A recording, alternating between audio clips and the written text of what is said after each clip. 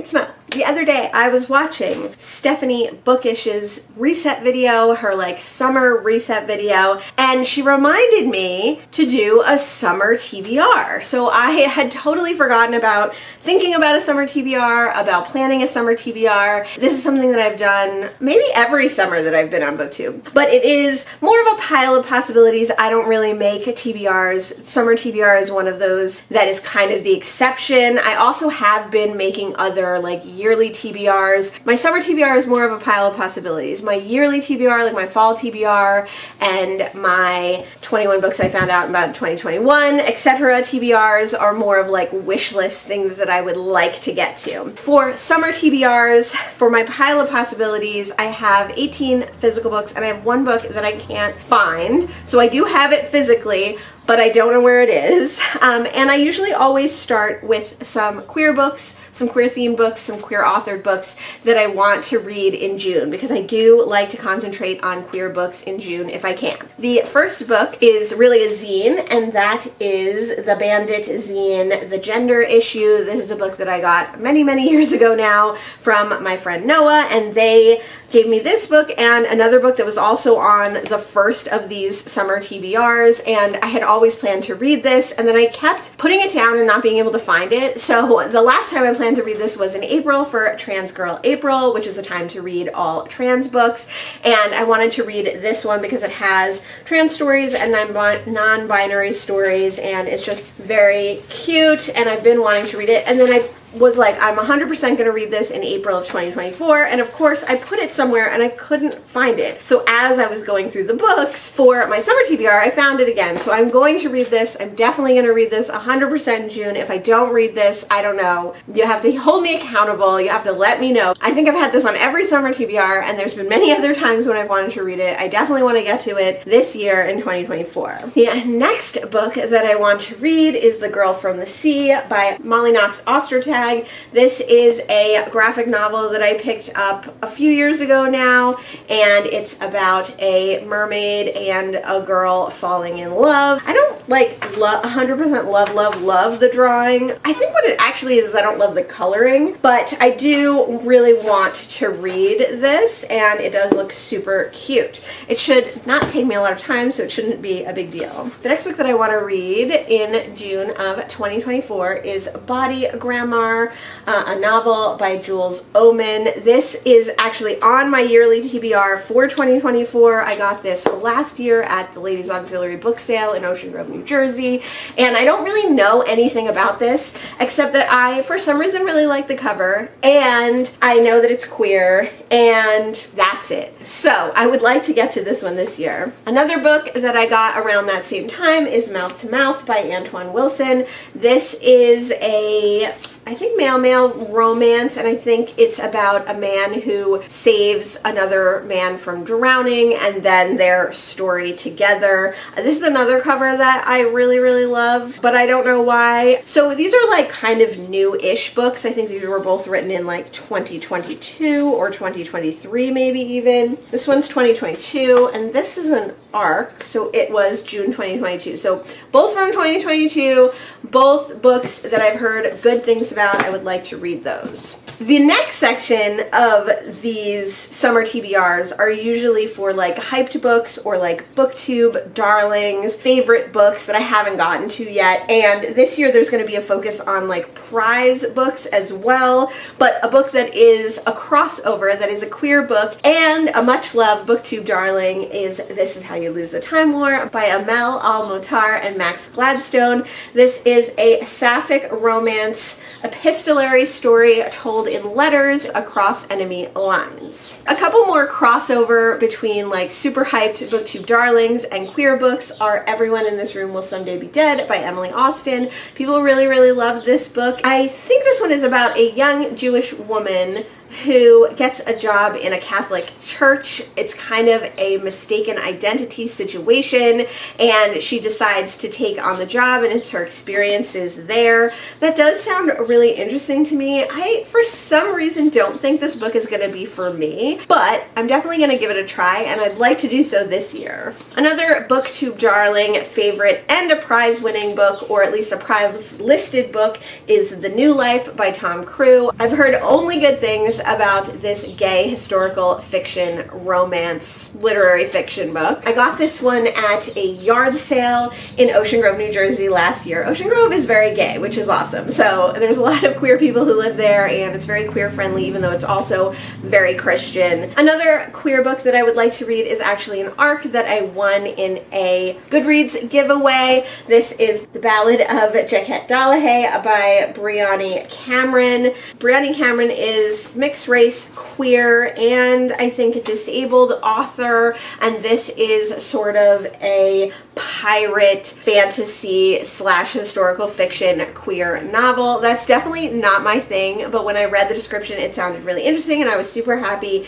to have won this. I've won a couple of Goodreads giveaways over the years, but I've only actually finished one book from them, so I definitely want to read more of my giveaway books, and this one sounds really exciting and perfect for June. Lastly, in the queer section, although some of the other books may be queer as well, is Babcakes by Armistead Maupin. This is the fourth in the Tales of the City books. I've been working my way through rereading the Tales of the City books, and I think this is the first one in the series that I haven't read yet. So I've read the first in the series many, many times, the second in the series several times, the third in the series at least twice, one of which was last year for Pride Month, and now I want to make sure to make progress in the fourth book of the series. Because this one's called Babcakes, I assume it revolves around Michael, but the story of Tales of the City, if you're not familiar, it's a gay classic. You should definitely check it out. It's super fun,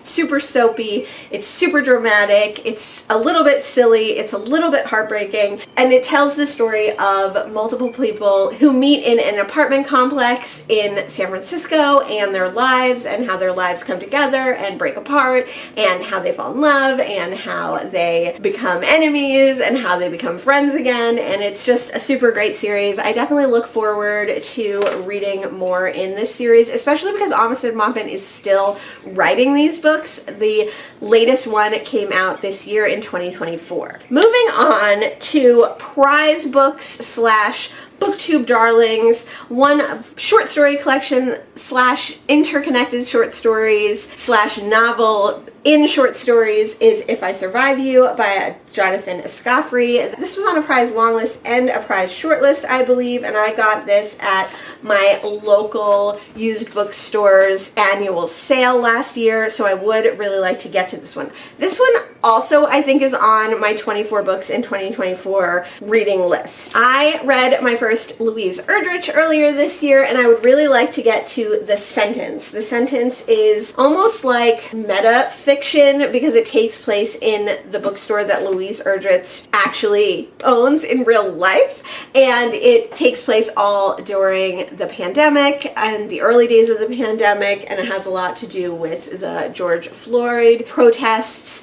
And I think it is magical realism, but it is also Native American spirituality. I'm really interested to get to this one. I think this would be a good one to read over the summer because that kind of all took place over the summer. And I definitely want to read another Louise Erdrich because I really, really liked the first one that I read. Another graphic novel and another booktube darling is Sheets. I picked this one up very recently, sometime in 2024 at a used book sale. This one, I love the colors. They're so pretty, and I think this is about a young ghost who haunts his local laundromat. Another book that I can't remember if it was actually on any long list prize, but I'm sure it was up for prizes or should be up for prizes or will be up for prizes is The Reformatory by Tananarive Due. This was published in 2023, and this is an ARC that I won in a Goodreads giveaway, so another book that I really want to get to. This might be the longest book on my current TBR right now. It's like 700 pages. It's super long.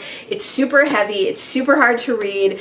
It has a lot about abuse and racism, systemic racism, and discrimination. And I think I need to read this one in the summer when I'm in a better mindset. So I I don't see myself getting to this anytime in any sort of winter months when my seasonal depression is at its worst. I would like to read this in the summer when my seasonal depression is at its lowest, or my depression is at its lowest. So I think this summer would really be a good time to read this. I saw that there's the audiobook on my library app, so I definitely could get this and read it on audio, because I think the audiobook is like 23 hours long. But I'm sure it's a super important read and a super moving read. A fiction horror, but a horror of reality as well. So I definitely want to try and get to this one if I can. Along the horror thriller lines, but on a lighter note, I have tried to read a Riley Sager like every summer if I can, and the last Riley Sager that I have physically is Survive the Night. Besides Final Girls, this is supposedly his most hated. I didn't like Final Girls, but I didn't hate Final Girls. I thought it was fine. I thought it was super fast-paced, easy to read, predictable but silly thriller slash horror.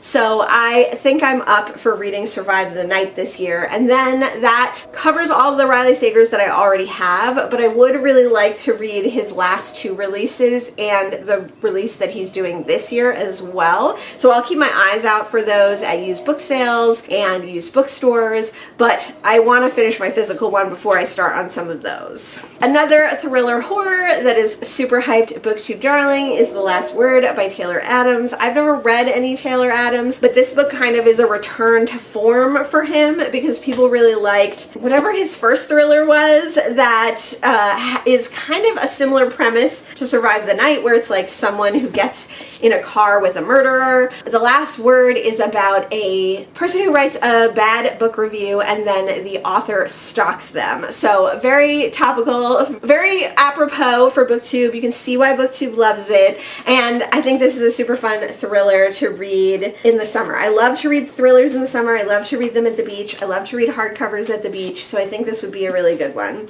I found this one in a little free library in Ocean Grove, New Jersey. Another thriller that I want to read is The Family Game by Catherine Steadman. This is the last novel of Catherine Steadman that I have to read. I've read her 3 other novels, and I have one short story that I have to read by her, which I can get free from one of my subscriptions, so I might try to do that this summer as well, but it doesn't count in this grouping of books. But I really love Catherine Steadman's writing. Sometimes her thrillers are really bananas, which is my favorite kind of thriller. I love a thriller that is totally banana pants, totally out of left field, totally bizarre. And some of her thrillers are like that, some of them are not so much. Either way, I'm super excited to read The Family Game, and then she has another thriller coming out this summer, so maybe by next summer I will have found that one somewhere and I could read it for my next summer TBR. Finally, in thrillers, I would love to read Silence of the Grave, a Reykjavik thriller by Arnaldur Indridason. Arnaldur Indridason. This one is in the middle of a series, I think, but I picked this one up because it is a translated mystery slash thriller, and I really love reading translated mystery slash thrillers, so I definitely want to try and get to this one. This one was on last year's summer TBR, I think, and I never did get to it. I did also see the audiobook of this one, so maybe I would read it on audio, especially if the reader has a cool Icelandic accent. That would be so neat and so immersive, so I would really like to do that. And then if I end up liking this book, I could move on and find other books in the series. The last physical book was also on last year's list, and that is Space Opera by Catherine M. Valente. I just read my first Catherine M. Valente this month, and I really, really liked it, so I really want to get to this one. This is the only Valente that I own, and this one has been compared to my all-time favorite book, my favorite book of all time, The Hitchhiker's Guide to the Galaxy. So I think that's what makes me want to read it, but it's also what makes me nervous about it. But it's such a short one, I should just get to it this summer. That would be a fun time. My last non-physical book, which I do have physically, I just can't find it, is Elsewhere by Alexis Shilk. I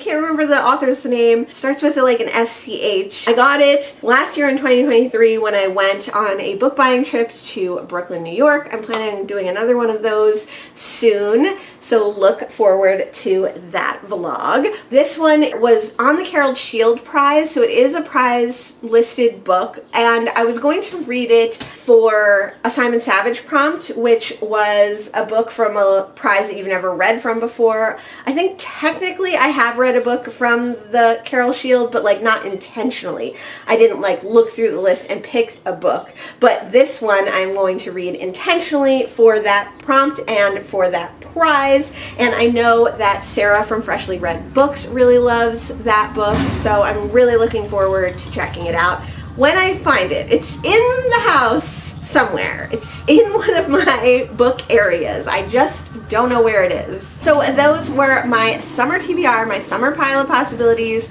We will see how many I get through. I will leave all my other summer TBR videos listed down below. Last year I also did a summer TBR revisit to see how many of the books from 2021 and 2022 that I read. I was gonna go back and do 2022 and 2023 again this year, but when I looked to see what books were on it, I was like, let's wait another year. So in another year, next summer, 2025, we'll do a revisit for some of the ones from the past. I mentioned several awesome booktubers. I mentioned Sarah from Freshly Read Books. I mentioned Stephanie from Stephanie Bookish. That might be it. They are two of my favorite booktubers, so make sure you go check them out. I will leave their channels listed down below. June is Pride Month in the US, so I try to read queer books. Let me know if you also participate in reading queer books in June. Let me know what books you're planning to read over the summer. Thanks so much for joining me today, and I'll see you in the next one.